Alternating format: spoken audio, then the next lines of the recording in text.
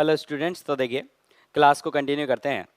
तो पिछली क्लास में जो हमने बात की थी वो ये बात की थी कि कॉनकेव मिरर के लिए डिफरेंट डिफरेंट ऑब्जेक्ट की लोकेशन के लिए जो इमेज होती हैं वो कहाँ कहाँ होती हैं। और पिछली क्लास में हमने एक न्यूटन्स फार्मूला सीखा था। और न्यूटन्स फार्मूला क्या था कि x coordinate of object with respect to focus into x coordinate of image with respect to focus, इन दोनों का जो मल्टीप्लिकेशन था वो कितना था, एफ स्क्वायर।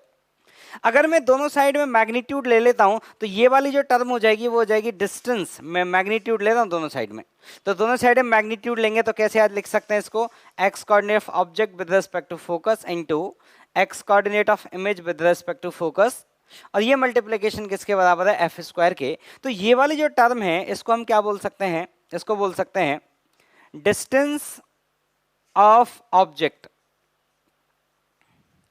From focus. और इसको क्या बोल सकते हैं हम लोग, इसको बोल सकते हैं distance of image, distance of image from focus, distance of image from focus. और इन दोनों का जो मल्टीप्लिकेशन है वो किसके बराबर है, एफ स्क्वायर के बराबर है। अब ये बताइए, अगर ये दोनों डिस्टेंस बराबर होंगी तो ये भी डिस्टेंस कितनी होगी, एफ के बराबर, और ये भी डिस्टेंस कितनी होगी, एफ के बराबर। इसका मतलब ये हुआ, इसका मतलब ये हुआ कि अगर ये मान लेते हैं हमारा कॉनकेव मिरर है और ये फोकस है और ये है सेंटर ऑफ कर्वेचर, और सेंटर ऑफ कर्वेचर का जो डिस्टेंस होता है फोकस से ये मॉड ऑफ एफ के बराबर होता है, और यहां से यहां तक जो ये डिस्टेंस होती है ये भी मॉड ऑफ एफ के बराबर होती है।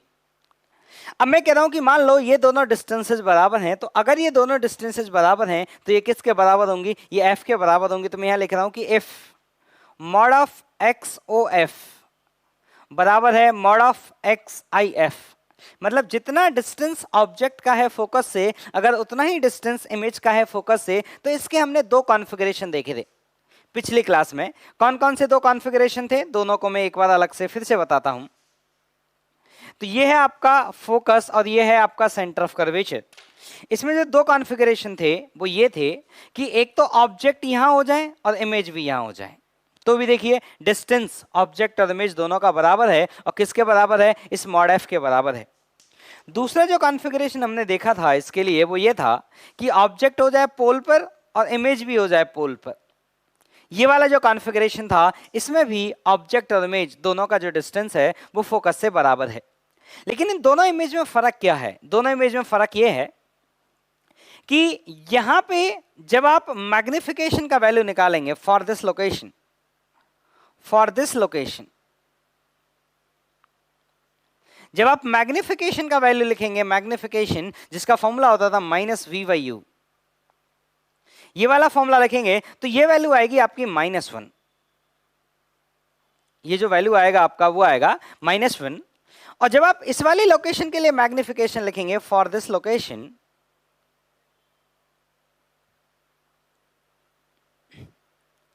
तो जब आप इस लोकेशन के लिए मैग्निफिकेशन लिखेंगे तो इस लोकेशन के लिए मैग्निफिकेशन का फॉर्मूला हम वी बाई यू यूज नहीं करेंगे क्योंकि दोनों ही जीरो हैं। तो इसका हमने एक फॉर्मूला और देखा था, F upon F minus you, ये यूज करेंगे।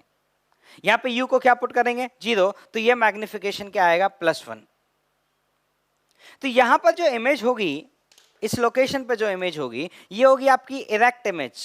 यहां पर जो इमेज बनेगी वो होगी इरेक्ट, और सेम साइज, सेम साइज मतलब जो साइज ऑब्जेक्ट का है वही साइज किसका होगा, इमेज का होगा। लेकिन यहां पर जो इमेज बनेगी वो आपकी इन्वर्टेड इमेज बनेगी, इन्वर्टेड इमेज, इन्वर्टेड इमेज, और जो साइज होगा वो सेम साइज होगा, तो सेम साइज। तो एक जगह इन्वर्टेड इमेज है और एक जगह इरेक्ट इमेज है, और दोनों जगह जो साइज है वो साइज कैसा होगा, सेम होगा। ये आपको एक इंफॉर्मेशन इसके बारे में रखनी है, ठीक। और इसके बाकी जो पोजीशंस थी वो कहां कहां थी, एक बार मैं आपको याद दिला देता हूं कि ये हमारा कॉनकेव मिरर था और यहां है फोकस और यहां है सेंटर ऑफ कर्वेचर। अब देखना ध्यान से, जब हमारी इमेज इन्फिनिटी पे हुआ करती थी, सॉरी ऑब्जेक्ट जब इन्फिनिटी पर हुआ करती थी तो इमेज फोकस पर होती थी। जब ऑब्जेक्ट को हम नजदीक लाते थे तो हमारी इमेज जो दूर जाती थी, उसके लिए मैंने क्या लॉजिक बोला था कि इन दो नंबर का जो मल्टीप्लिकेशन है वो कांस्टेंट है, तो अगर एक नंबर घटेगा तो दूसरा नंबर बढ़ेगा। और दूसरा एक पॉइंट ये था कि ऑब्जेक्ट और इमेज दोनों ही फोकस के एक ही साइड में होते हैं, या तो दोनों लेफ्ट साइड में होंगे या ये दोनों राइट साइड में होंगे। तो इस वाले केस में दोनों लेफ्ट साइड में है, क्योंकि ऑब्जेक्ट कहीं यहाँ है तो इमेज भी कहीं इसी साइड में होगी, और ऑब्जेक्ट आपकी नजदीक आ रही है फोकस के, तो इमेज क्या होगी, फोकस से दूर जाएगी। तो आपको मैंने ये बताया था कि जब ऑब्जेक्ट कहीं यहाँ होगी, let's say this is the location of object and this is the location of image. फिर मैंने आपको बताया था कि जब ऑब्जेक्ट सेंटर ऑफ कर्वेचर पर होती है तो इमेज भी सेंटर ऑफ कर्वेचर पर होती है, ये वाली बात हो गई। फिर मैंने बताया था कि जब आपकी ऑब्जेक्ट सेंटर ऑफ कर्वेचर और फोकस के बीच में होती है, तो ये है आपका mirror, this is your focus, this is centre of curvature.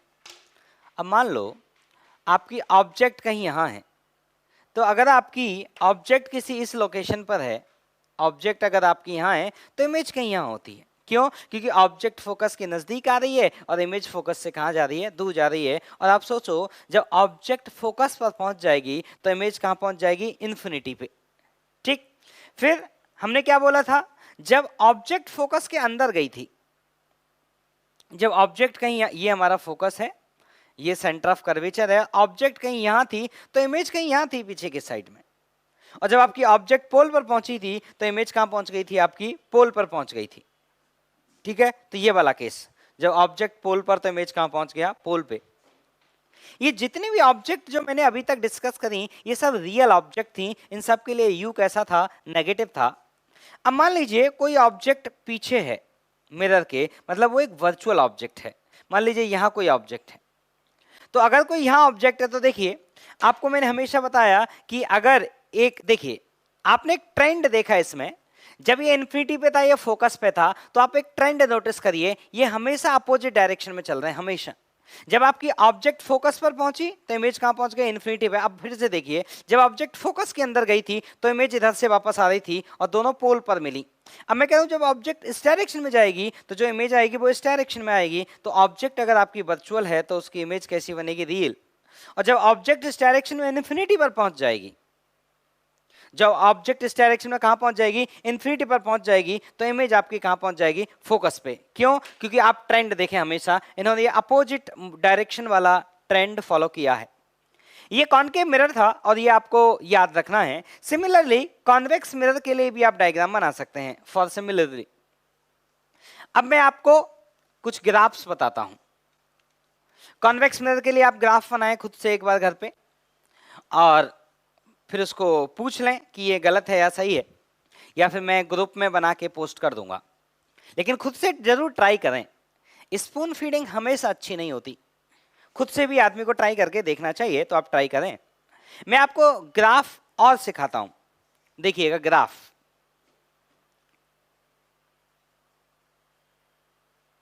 Graph हमको देखना है और हमें इसी चीज का ग्राफ देखना है कि ऑब्जेक्ट का लोकेशन यहां है तो इमेज का लोकेशन कहां होगा। मतलब u का वैल्यू अगर इतना है, u मतलब ऑब्जेक्ट का x कोऑर्डिनेट, तो अगर u का वैल्यू इतना है तो जो इमेज है उसका जो x कोऑर्डिनेट है v, उसका वैल्यू क्या होगा, हमें इसके बारे में देखना है। तो देखिए, तो पहले v वर्सेज u हम ग्राफ बनाते हैं। चलिए पहले ग्राफ बनाते हैं कॉनकेव मिरर के लिए। तो ग्राफ बनाते हैं v वर्सेस u, और ग्राफ बनाते हैं कॉनकेव मिरर के लिए।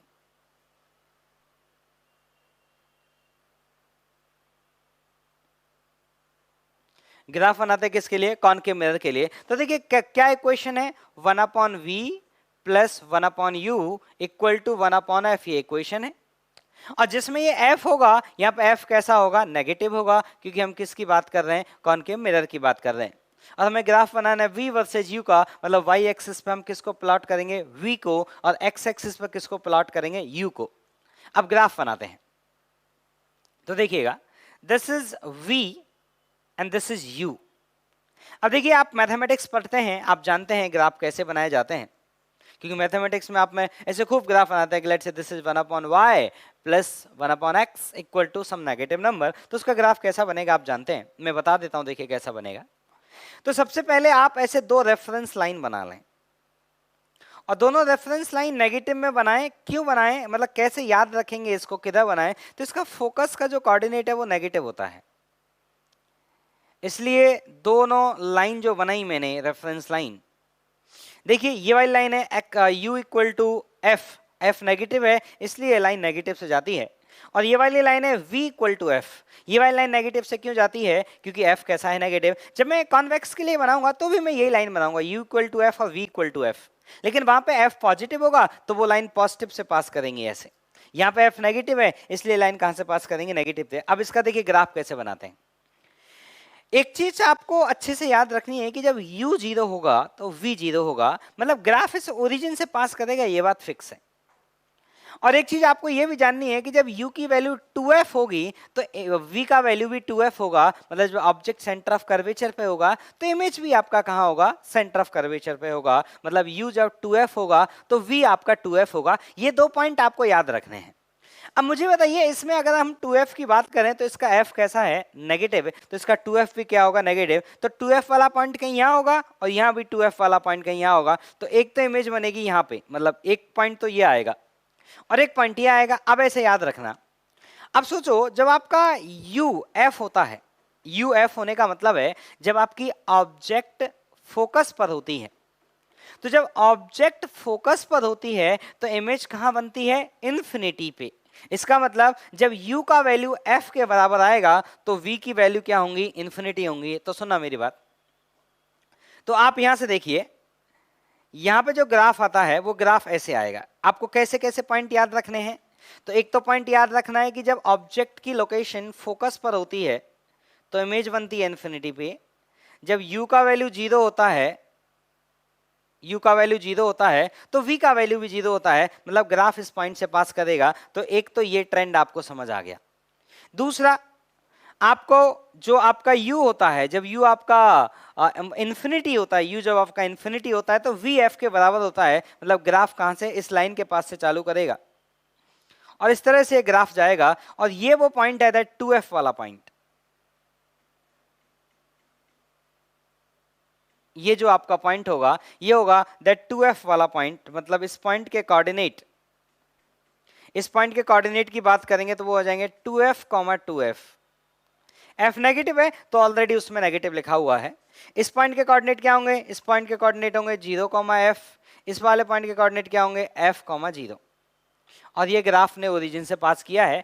तो आपको ये ग्राफ याद रखना पड़ेगा कि कैसे ग्राफ बनता है। तो देखिए मैं बताता हूं याद करने का तरीका। आप ये याद रखना कि दो मैंने वर्टिकल लाइन बनाई थी, रेफरेंस लाइन, एक वर्टिकल और एक हॉरिजॉन्टल, और ये लाइन थी v इक्वल टू एफ और u इक्वल टू एफ वाली लाइन थी।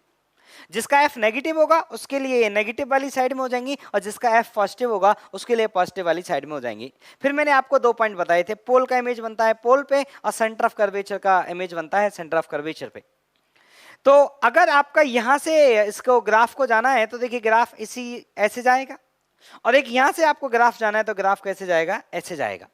थोड़ा सा और आप ऐसे लॉजिक लगा सकते हैं कि देखिए 2f का 2f पे तो ये वाला पॉइंट हो गया। अब सोचना कि अगर आपका u इन्फिनिटी है तो v क्या होगा, f, तो वो यहां से हो गया, तो ग्राफ ऐसे चलेगा। ग्राफ ऊपर क्यों नहीं जाएगा, क्योंकि एक पॉइंट तो ये हो गया और एक पॉइंट ये हो गया, तो यहां से जाने वाला ऐसे ग्राफ आएगा। ठीक। और अगर आपका मैथमेटिक्स में ग्राफ बहुत अच्छा है तो आपको फिर याद रखने की जरूरत है नहीं, अगर आपका ग्राफ बहुत अच्छा है तो। नेक्स्ट, ये था आपका कॉनकेव मिरर का। मैं एक बार कॉन्वेक्स का भी बना देता हूं, फिर इन दोनों में मैं कुछ कुछ चीजें आपको बताऊंगा। तो देखिए कॉन्वेक्स मिरर का मैं ग्राफ बना रहा हूं, मैं उसी हिसाब से बनाऊंगा। आप देखिए ग्राफ बनाना भी सीखिए कि मैंने कैसे बनाया, मैंने कैसे किस किस पॉइंट को याद रख के वो ग्राफ बनाया। तो मैंने बोला था कि दो लाइन बनानी है, v इक्वल टू एफ और u इक्वल टू एफ वाली लाइन, और कॉन्वेक्स में जो f होता है वो पॉजिटिव होता है, इसलिए ये दोनों लाइन आपको पॉजिटिव साइड में जाती हुई दिखेंगी। एक लाइन आपको ये दिख रही है और एक लाइन आपको ये दिख रही है, ये दोनों लाइन आपको पॉजिटिव में जाती हुई मतलब पॉजिटिव साइड में दोनों लाइन है। अब आपको ये पता है कि जो ग्राफ आता है ना, अब आप ऐसे याद रखना कि जो ये लाइन बनाते हैं ना, इनके ग्राफ एक तो इधर आता था और एक इधर आता था, मतलब ऐसे इसके दो हिस्सों में आता था, और एक 2f का 2f पे होता था। तो आपको एक तो समझ में आ गया 2f वाला पॉइंट ये हो गया, मतलब इधर वाला ग्राफ आपको समझ आ गया, इधर वाला ग्राफ ऐसे जाएगा। और पोल का पोल पे होता था तो आपको ये भी समझ में आ गया, इधर वाला जो ग्राफ है वो ऐसे जाएगा।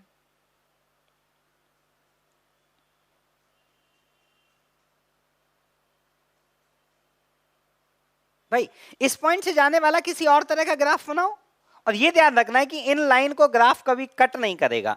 जो रेफरेंस लाइन हमने बनाई थी, ये वाली लाइन को ग्राफ कभी कट नहीं करेगा। ये असिम्पटोट्स हैं इस कर्व की, मैथ्स में आप पढ़ते हैं असिम्पटोट्स। तो these lines are the asymptotes of these curve, v equal to N and u equal to f are the asymptotes of this curve. मतलब उनको कभी कट नहीं करेगा, उनके एक दो इसके इस साइड में और इसके इस साइड में।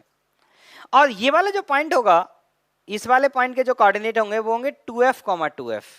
तो इस वाले पॉइंट के जो कोऑर्डिनेट होंगे वो होंगे 2f, 2f। इस वाले पॉइंट के कोऑर्डिनेट होंगे वो होंगे 2f, 0। और इस वाले पॉइंट के कोऑर्डिनेट होंगे वो होंगे 0, 2f। ठीक, और ये है आपका 0, 0 मतलब पोल, और ये कौन है आपका, ये है v, और ये कौन है आपका u। ठीक, अब इस ग्राफ में, अब ग्राफ से आप ऐसे पता कर सकते हैं, जैसे मान लो आपको सवाल में बोला है कि जो ऑब्जेक्ट है वो पोल और फोकस के बीच में है, तो बताइए इमेज कहां बनेगी। तो देखिए कॉनकेव मिरर के लिए बात करते हैं।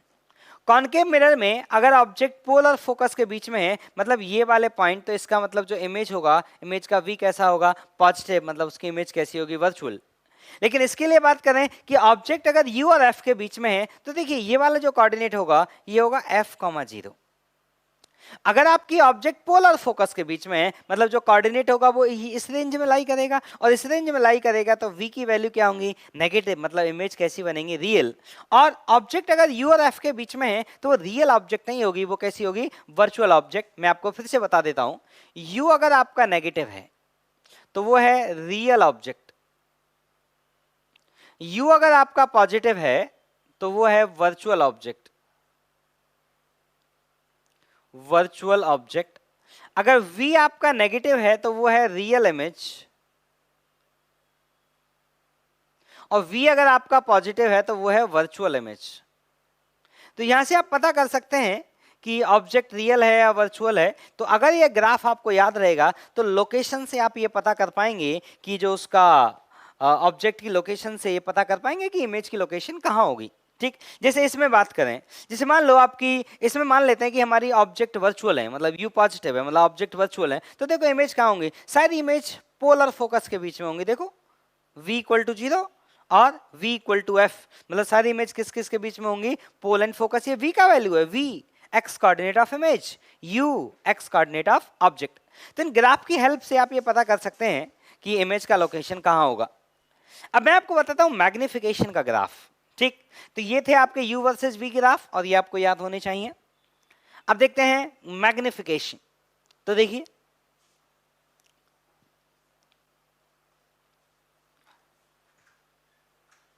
तो अब हम मैग्निफिकेशन का ग्राफ बनाएंगे u के साथ। ठीक है, तो मैग्निफिकेशन का ग्राफ बनाते हैं u के साथ। तो देखिएगा, अब आप ऐसे देखो बेटा, तो पहले बनाते हैं लेट्स से कॉनकेव मिरर के लिए, तो m वर्सेस u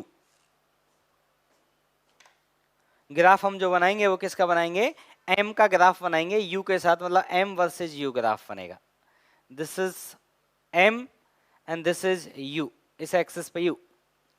और पहले बनाते हैं चलिए कॉनकेव के लिए, कॉनकेव के लिए। और हमको यहां पे भी वही u इक्वल टू f वाली लाइन, यहां पे एक ही लाइन बनानी है बस, और जो वो लाइन बनानी है वो कौन सी है, वो है u इक्वल टू f वाला लाइन। अब आप एक चीज याद करिए कि जो हमारा कॉनकेव मिरर होता है, हाँ एक चीज और, अब वो जो मैंने आपको बताया था कि 2f, जो 2f u जब 2f होता है तो मैग्निफिकेशन आता है -1, तो u इक्वल टू 2f वाला पॉइंट होगा तो मैग्निफिकेशन होगा -1, मतलब मिरर, मतलब ग्राफ यहां से पास करेगा। और एक मैंने बताया था कि जब u इक्वल टू 0 होता है तो m इक्वल टू 1 होता है, मतलब ग्राफ यहां से पास करेगा। तो देखिए ग्राफ जो आएगा इसका, वो ग्राफ इस तरह से आएगा, और ये वैल्यू होगी आपकी 1, और यहां पे जो ग्राफ आएगा वो इस तरह से आएगा।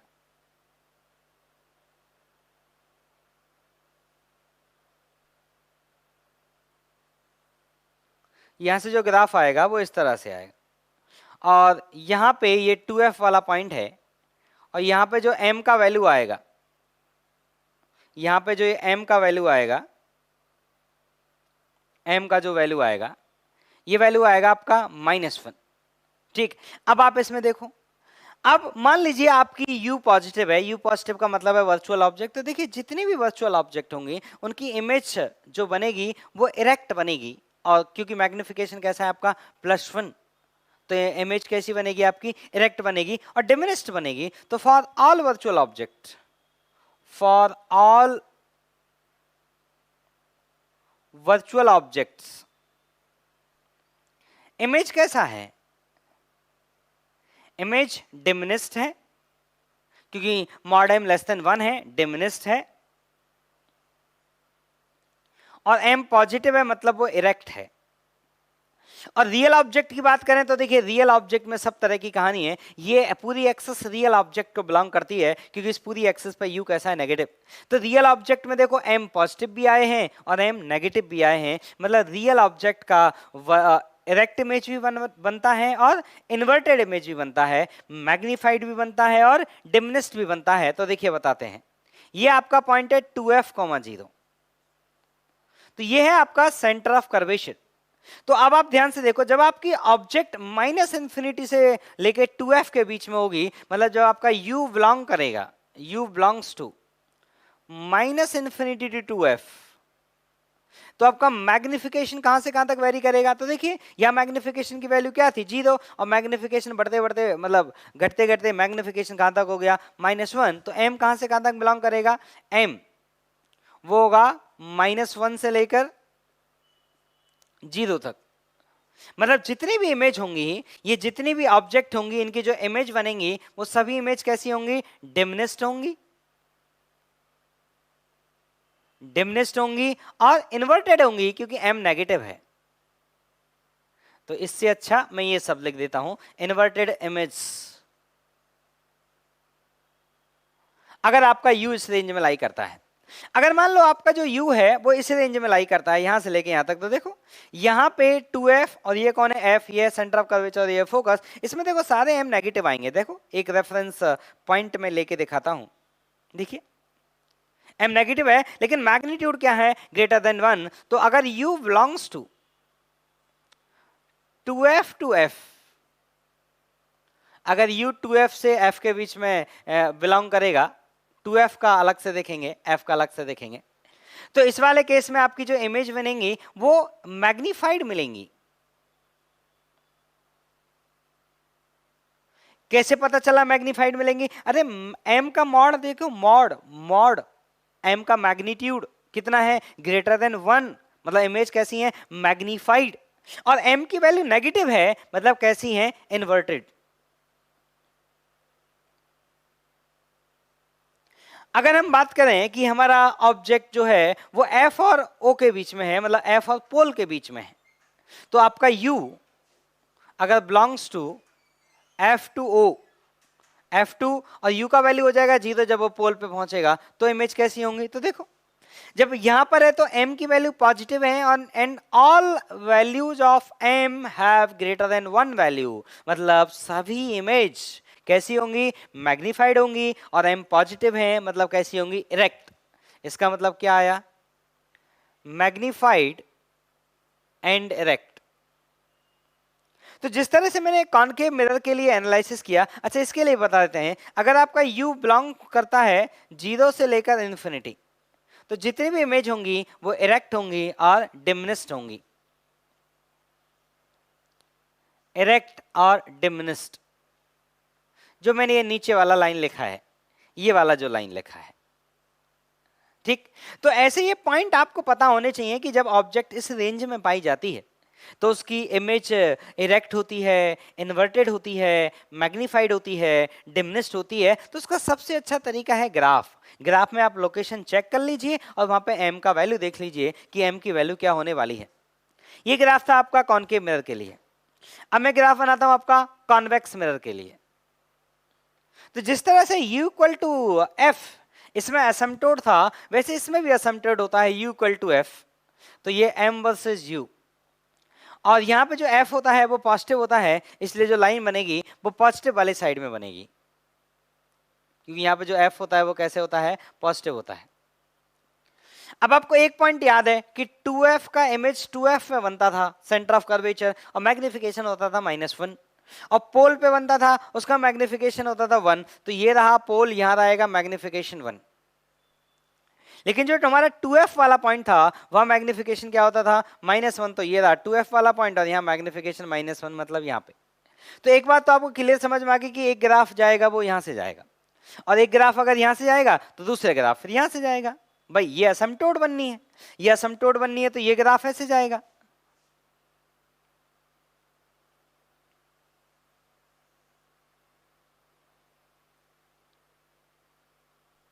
ये ग्राफ ऐसे जाएगा, और ये असमटोड बननी है तो इधर से भी ग्राफ ऐसे आएगा, क्योंकि इधर नीचे है तो इधर ऊपर से चालू होगा। ठीक, तो ये आया आपका m वर्सेस u, और ये है आपका f, 0, ये वाला पॉइंट है आपका 2f, तो ये वैल्यू है आपकी -1, ये वाली वैल्यू आपकी +1, इसका कोऑर्डिनेट है 2f, 0, इसका कोऑर्डिनेट है f, 0, और ये है ओरिजिन। ठीक, अब इसके लिए आप बात करेंगे तो अगर आपकी ऑब्जेक्ट रियल हैं, अगर आपका u बिलोंग्स टू -∞ टू 0, मतलब ये कैसे हो गई रियल ऑब्जेक्ट। तो रियल ऑब्जेक्ट के लिए m का वैल्यू देखिए कैसा है, पॉजिटिव एंड लेस देन 1, मतलब इमेज कैसी होंगी, इरेक्ट होंगी, और कैसी होंगी, डिमिनिश्ड होंगी। अगर हम बात करें वर्चुअल ऑब्जेक्ट के लिए, लेकिन u किस केस के बीच में है, 0 to f, तो मैं यहां लिख देता हूं u belongs to 0 to f। अगर u 0 से f के बीच में है तो पहली बात तो ऑब्जेक्ट कैसी है, वर्चुअल ऑब्जेक्ट है। लेकिन m का वैल्यू चेक करिए तो देखो m की वैल्यू क्या है, greater than 1, and m is positive, मतलब इमेज कैसी होंगी, इरेक्ट होंगी और मैग्नीफाइड होंगी।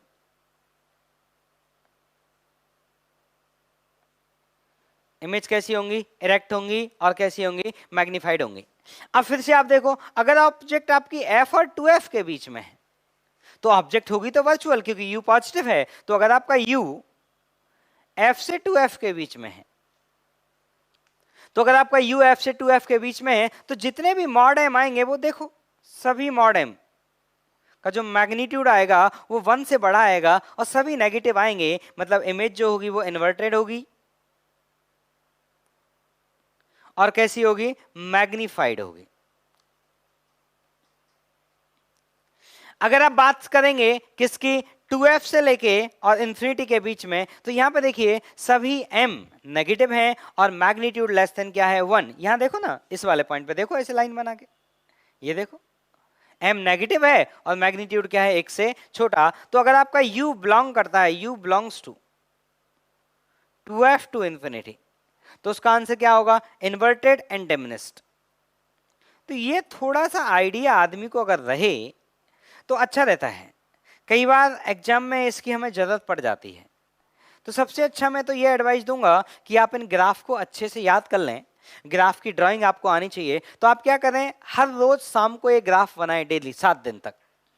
ठीक, 7 दिन के बाद फिर क्या करें, हर 5-5 दिन में ग्राफ बनाएं डेली, और फिर मतलब ग्राफ पे बना के देख लें, और फिर हर 20-20 दिन में ग्राफ बनाएं। तो ये 3 साइकिल अगर आप फॉलो करेंगे तो आपको ग्राफ फिर परमानेंट याद हो जाएंगे, कभी आप नहीं भूलेंगे। लेकिन ग्राफ याद होना जरूरी है क्योंकि एग्जाम में हमें इसकी जरूरत पड़ती है।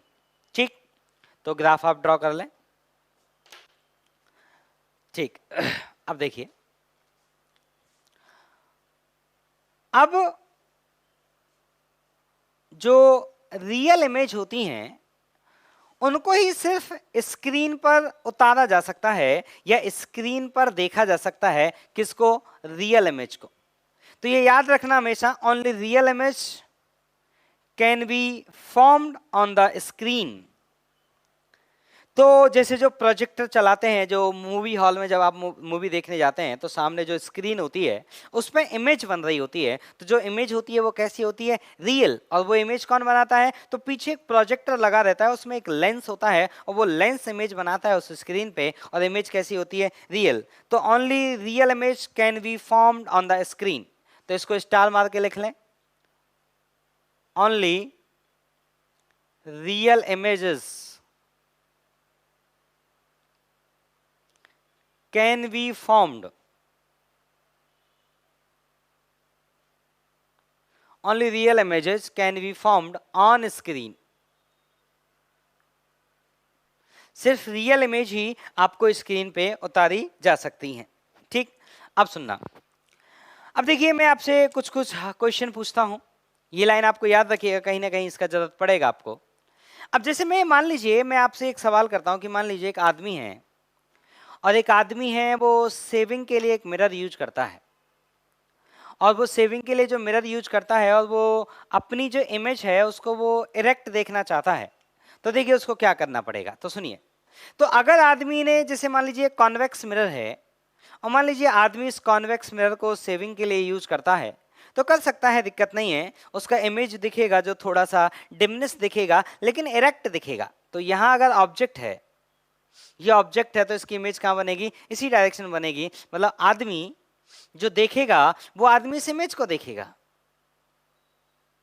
आदमी किसको देखेगा, आदमी इस इमेज को देखेगा, और जब आदमी इस इमेज को देखेगा मतलब आदमी अपना इमेज कैसा देख रहा है, इरेक्ट। हाँ थोड़ा डिमनेस्ड है लेकिन इमेज कैसा है उसका, इरेक्ट, मतलब वो आदमी इसमें सेविंग कर सकता है। ठीक, और सुनना। अब जैसे कॉनकेव मिरर के कुछ कुछ एग्जांपल देखते हैं। जैसे मान लीजिए मैं आपसे एक एग्जांपल पूछता हूं कि मान लीजिए बेटा एक कॉनकेव मिरर है और ये है आपका प्रिंसिपल एक्सिस, ये कॉनकेव मिरर है और ये प्रिंसिपल एक्सिस है, और यहां पे है आपका let's say centre of curvature, और एक ऑब्जेक्ट समझ लीजिए या एक सीट समझ लीजिए, ये प्रिंसिपल एक्सिस के अलोंग रखी गई है जिसका हाइट है h, और ये इन्फिनिटी तक है इस डायरेक्शन में। ये जो सीट रखी गई है अलोंग द प्रिंसिपल एक्सिस से इन्फिनिटी तक रखी गई है, और जो हाइट h है ये बहुत स्मॉल है, और इसका रेडियस ऑफ कर्वेचर है r। अब कॉनकेव मिरर क्या करेगा, इसका इमेज बनाएगा, तो आपको बताना है कि find the area of image, find the area of image. आपको इमेज का एरिया बताना है, तो देखिए कैसे सॉल्व करेंगे। आप एक बात ये जानते हैं कि जो ऑब्जेक्ट सेंटर ऑफ कर्वेचर पर होती हैं उनकी इमेज सेंटर ऑफ कर्वेचर पर ही बनती है, उतने ही साइज की बनती है लेकिन इन्वर्टेड बनती है। तो आप इस प्लेट का जो साइड सेंटर ऑफ कर्वेचर के ऊपर है, प्लेट का जो साइड सेंटर ऑफ कर्वेचर के ऊपर है, उसका जो इमेज बनेगा वो उतनी ही लेंथ का बनेगा लेकिन नीचे बनेगा।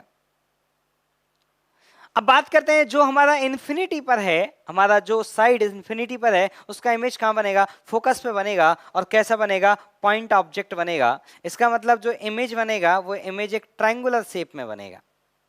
ये डिस्टेंस यहां से यहां तक कितना होगा, फोकस के बराबर जो r/2 के बराबर होता है, और ये हाइट यहां से यहां तक कितनी होगी, h। तो अगर हम इसका एरिया लिखेंगे तो एरिया आएगा हाफ बेस इंटू हाइट, तो एरिया जो आया वो आया RH/4। लिख लें आप इसे, और सुनना।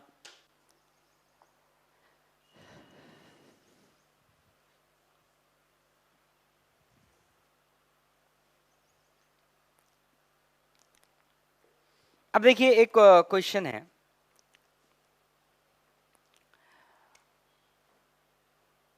एक क्वेश्चन है कि मान लीजिए एक ऑब्जेक्ट है, ये है आपका कॉनकेव मिरर और ये है इसका प्रिंसिपल एक्सिस, और इसका आरओसी मान लेते हैं हम, लेट्स से 20 सेंटीमीटर। तो इसका जो सेंटर ऑफ कर्वेचर होगा वो कहाँ होगा, 10 सेंटीमीटर पे होगा, और फोकस कहीं यहाँ होगा, and this is the centre of curvature. अब ये आपको मैं सवाल में बना रहा हूं कि ये फोकस है, सेंटर ऑफ कर्वेचर है, एग्जाम में वो बना के नहीं देगा, आपको खुद से पॉइंट मार्क करने होंगे। इसके लिए मैं आपको क्वेश्चन में बता दे रहा हूं, लेकिन एग्जामिनर बना के नहीं देगा, आपको खुद से मार्क करने होंगे। वो सीधा वो बोलेगा जो मैं अब आगे बोलने जा रहा हूं। तो वो आपको बोलेगा कि एक रॉड है और उस रॉड का जो लेंथ है ना, वो एक रॉड है और उस रॉड का जो लेंथ है वो है लेट्स से 10 सेंटीमीटर की एक रॉड है, और वो इस तरह से रखी गई है, very thin rod, very thin rod, और प्रिंसिपल एक्सिस के अलॉन्ग रखी गई है, और ये वाला जो डिस्टेंस है यहां से यहां तक, ये है इसका 5 सेंटीमीटर, इसका फोकस कितना आएगा 10, तो ये है हमारा 5, ये यहां से यहां तक का जो डिस्टेंस है दैट इज 5 सेंटीमीटर। और ये भी डिस्टेंस जो है वो है आपका 5 सेंटीमीटर। रॉड के इस वाले किनारे का नाम ए रख दीजिए और इस वाले किनारे का नाम बी रख दीजिए, और ये सेंटर ऑफ कर्वेचर है सी।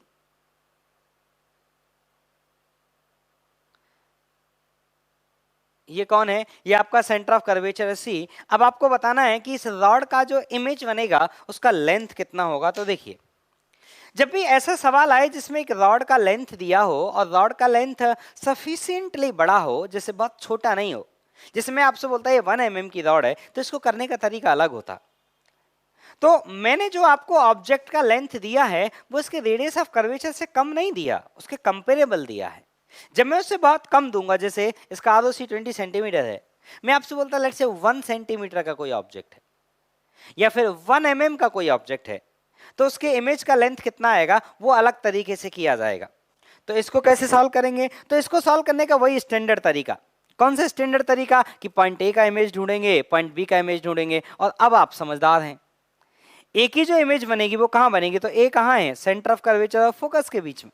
तो इसकी इमेज कहां बनेगी? तो देखो, इसका डिस्टेंस एफ से कम है, इसका डिस्टेंस एफ से कम है, तो इमेज का डिस्टेंस एफ से ज्यादा आएगा। इसका मतलब ए का जो इमेज बनेगा वो सेंटर ऑफ कर्वेचर के इधर बनेगा, तो this is let's say a dash. B का इमेज बनेगा तो बी का इमेज कहीं यहां बनेगा, let's say this is B dash. और जो पॉइंट यहां पर है सेंटर ऑफ कर्वेचर पे, उसकी इमेज तो यहीं बनेगी। तो कुल मिला के आप ये निकाल लीजिए कि बी का इमेज कहां बना और ए का इमेज कहां बना। अब बी का इमेज कहां बना और ए का इमेज कहां बना, ये आपको अगर निकालना है, और ये तो गारंटी है कि दोनों फोकस के एक ही साइड में होंगे, क्योंकि ऑब्जेक्ट और इमेज हमेशा फोकस के एक ही साइड में होते हैं। This is our focus. तो देखो, आप एक तो तरीका है, आप मिरर फॉर्मूला यूज करें, 1/v minus 1/u equal to 1/f, और वहां से आंसर निकाल लें। मैं आपको न्यूटन्स फॉर्मूला इस्तेमाल करके दिखा देता हूं, क्योंकि उससे भी कैलकुलेशन आप कभी कभी करना चाहें तो कर सकते हैं।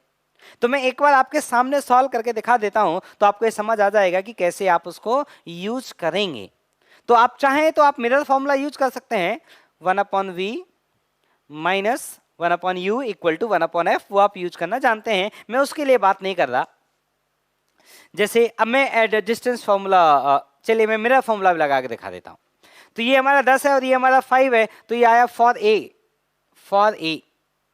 तो हम लगाएंगे 1/v minus 1/u, sorry plus 1/u, that is -15, and that equal to 1/f, that is -10। इसको सॉल्व करेंगे आप, 1/v का जो वैल्यू आएगा वो आया 1/15 माइनस 1/10। इसको सॉल्व किया जाएगा तो ये आएगा ऊपर -5 और नीचे आएगा 150, तो यहां से v का जो वैल्यू आएगा वो आएगा -30।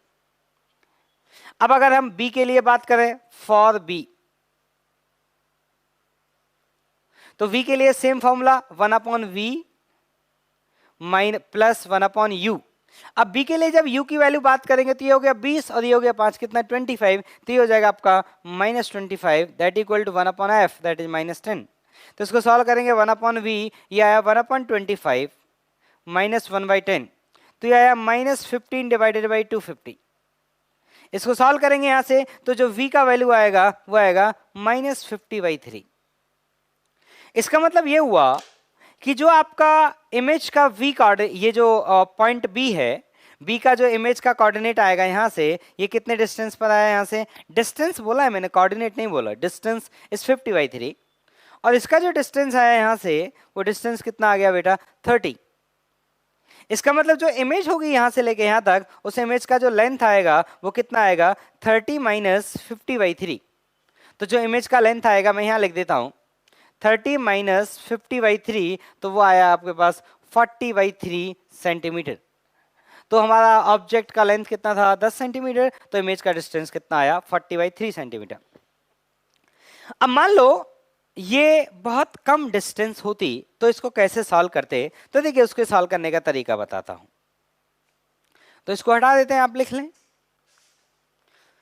अब मान लो क्वेश्चन में ऐसे बोला जाता है कि एक मच्छर है या फिर एक चींटी है जो प्रिंसिपल एक्सिस पर बैठी है, और उसका मच्छर या चींटी का आपको लेंथ दे दिया जाता, और आपसे पूछ लिया जाता कि बताइए उसका जो इमेज बनेगा उसका लेंथ क्या होगा। तो देखो उसको आप कैसे सॉल्व करते, उसका तरीका बताते हैं। तो आप ऐसे समझिए कि ये आपका कॉनकेव मिरर है, कॉनकेव कॉन्वेक्स कोई भी मिरर ले सकते हैं, ऐसा दिक्कत नहीं है। और मान लेते हैं इसका जो आरओसी है, दैट आरओसी इज लेट्स से 20 सेंटीमीटर, आरओसी इसका 20 सेंटीमीटर है, और ऑब्जेक्ट का जो डिस्टेंस है let's say that is 15 centimetre.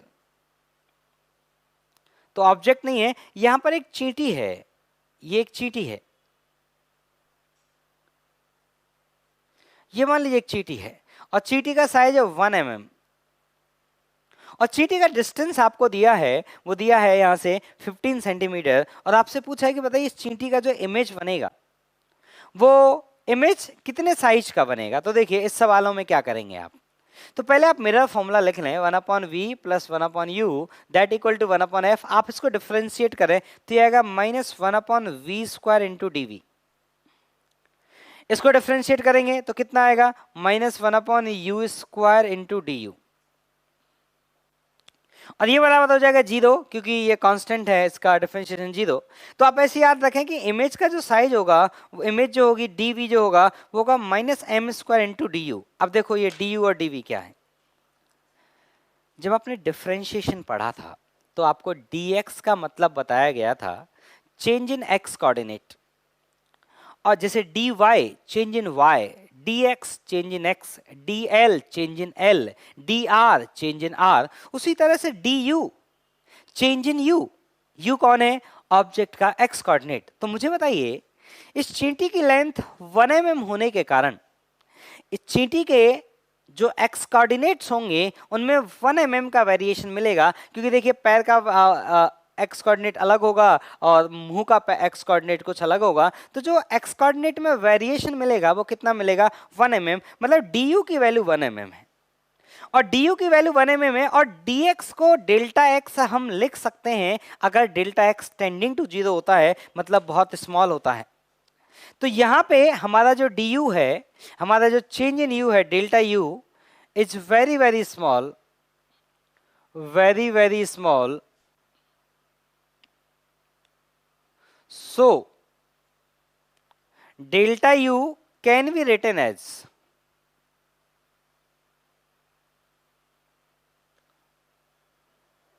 du।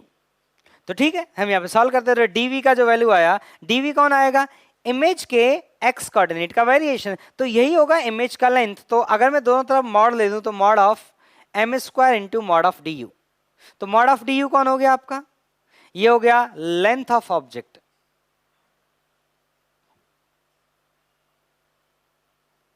और ये हो गया आपका लेंथ ऑफ इमेज।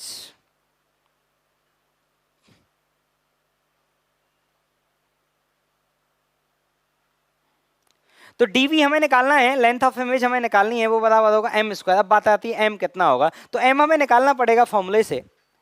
m का जो फॉर्मूला होता है वो होता है f/f माइनस u। तो f का वैल्यू कितना होगा यहाँ पे -10, f का वैल्यू होगा -10 माइनस ऑफ u का वैल्यू कितना आएगा -15। तो ये वैल्यू आया आपका -2। तो यहाँ पे m को जब हम -2 पुट करेंगे और उसका स्क्वायर हो जाएगा तो वो हो जाएगा कितना 4, और du कितना है आपका 1 mm। तो इमेज का जो साइज आया वो आ गया आपका 4 mm। तो आपसे वो यही पूछेगा कि इमेज का जो साइज आएगा वो कितना आएगा, 4 mm। अब देखिए एक क्वेश्चन मैं और कराता हूं, फिर इस क्लास को हम खत्म करते हैं। एक लास्ट क्वेश्चन बस, अब सुनना, क्वेश्चन अच्छा है। क्वेश्चन ये है कि मान लीजिए, क्वेश्चन ये है कि मान लीजिए ये कॉनकेव मिरर है और ये है इसका प्रिंसिपल एक्सिस, और बहुत दूर से एक चींटी, बहुत दूर से एक चींटी इस पे प्रिंसिपल एक्सिस पे चल के आ रही है इस डायरेक्शन में, बहुत दूर से, इन्फिनिटी से। तो आपको ये बताना है कि इसका चींटी के बीच में और इसकी इमेज के बीच में, मतलब चींटी और इसकी इमेज दोनों के बीच का सेपरेशन 100 सेंटीमीटर कितनी बार आएगा, कब तक, और ये चींटी को कहां पहुंचना है, पोल तक पहुंचना है। तो क्या बताना है, ऑब्जेक्ट और इमेज के बीच का सेपरेशन 100 सेंटीमीटर कितने बार आएगा, कौन सी जर्नी में, जब ये चींटी -इन्फिनिटी से चल के कहां तक पहुंच जाएगी, पोल तक पहुंच जाएगी। सब लोग इसे सॉल्व करें। अब देखिए सॉल्यूशन सुन लें। जब आपकी ऑब्जेक्ट इन्फिनिटी पर है तो इमेज है आपकी फोकस पे, तो जब ऑब्जेक्ट इन्फिनिटी पर है इमेज फोकस पर है, और जब आपकी ऑब्जेक्ट चलते चलते सेंटर ऑफ कर्वेचर पर आ जाएगी तो इमेज भी चलते चलते सेंटर ऑफ कर्वेचर पर आ जाएगी। तो डिस्टेंस जो था, अभी ऑब्जेक्ट यहां है तो यहां डायग्राम बनाते हैं। ये है आपका concave mirror, this is your focus, this is your centre of curvature, और ऑब्जेक्ट आपकी यहां है, दिस इज योर ऑब्जेक्ट, तो इमेज यहां है। तो डिस्टेंस कितना है दोनों के बीच में? इनफाइनाइट। अब जो आपका ऑब्जेक्ट जो है, जब वो ऑब्जेक्ट चलते चलते सेंटर ऑफ कर्वेचर पर आ जाती है तो इमेज भी आपकी चलते चलते यहीं आ जाती है, मतलब इमेज भी यहीं शिफ्ट हो जाती है। तो डिस्टेंस जो पहले इन्फिनिटी थी वो डिस्टेंस इन्फिनिटी से क्या हो गई? 0। इसका मतलब सारे रियल नंबर एक बार रिपीट हुए हैं। दूसरी बात, जब आपकी ऑब्जेक्ट यहां से, इस वाले सिचुएशन से जब आपकी ऑब्जेक्ट कहां पर जाएगी? ऑब्जेक्ट जब आपकी फोकस पर पहुंच जाती है, तो ऑब्जेक्ट पहुंच गई आपकी फोकस पे, तो इमेज कहां पहुंच जाती है? इमेज पहुंच जाती है इन्फिनिटी पे। तो इमेज पहुंच गई इन्फिनिटी पे, फिर से आपकी डिस्टेंस जो 0 थी, यहां से यहां तक जब चींटी का मूवमेंट हुआ, यहां से यहां तक चींटी का जब मूवमेंट हुआ, तो इसको यहां बनाते हैं, जब यहां से यहां तक मूवमेंट हुआ तो डिस्टेंस इन्फिनिटी से 0 हुआ, लेकिन जब मूवमेंट यहां से यहां तक हुआ तो डिस्टेंस फिर 0 से इन्फिनिटी हो गई।